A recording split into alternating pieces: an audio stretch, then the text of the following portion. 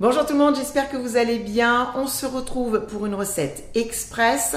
Je vais préparer une mayonnaise végane, c'est-à-dire sans jaune d'œuf. Alors il existe différentes façons de préparer une mayonnaise végane. Je vais faire une recette aujourd'hui et vous proposer certainement prochainement d'autres alternatives.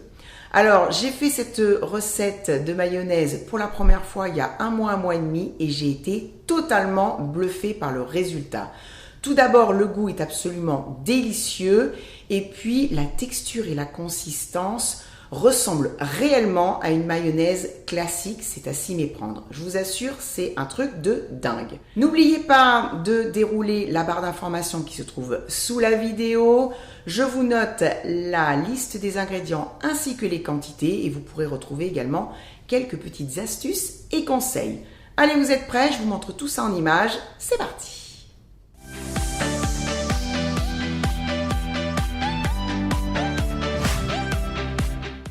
Tout ce dont j'ai besoin se trouve devant moi. Alors d'habitude, quand je fais une mayonnaise classique, je la fais à l'ancienne, c'est-à-dire à la main avec un fouet. Pour celle-ci, je vais utiliser un petit blender. On peut bien sûr utiliser un mixeur plongeant si on en a un.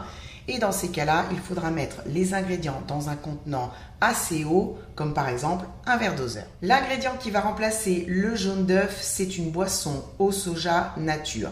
Il va me falloir également du vinaigre, n'importe quel vinaigre fera l'affaire. Moi j'utilise un vinaigre de vin rouge et on peut bien sûr le remplacer par du jus de citron, de la moutarde, du sel fin, du poivre blanc, du sucre en poudre, ça reste facultatif.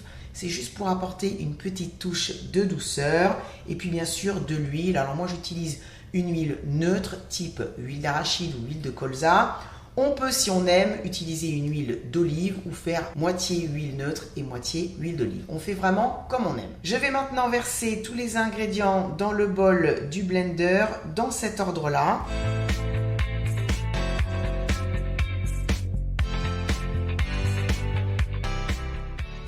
Je mets le couvercle. Et je vais maintenant mixer le tout, ça va aller vraiment très vite. Et dès que je vois que ça a la consistance épaisse du mayonnaise, j'arrête de mixer.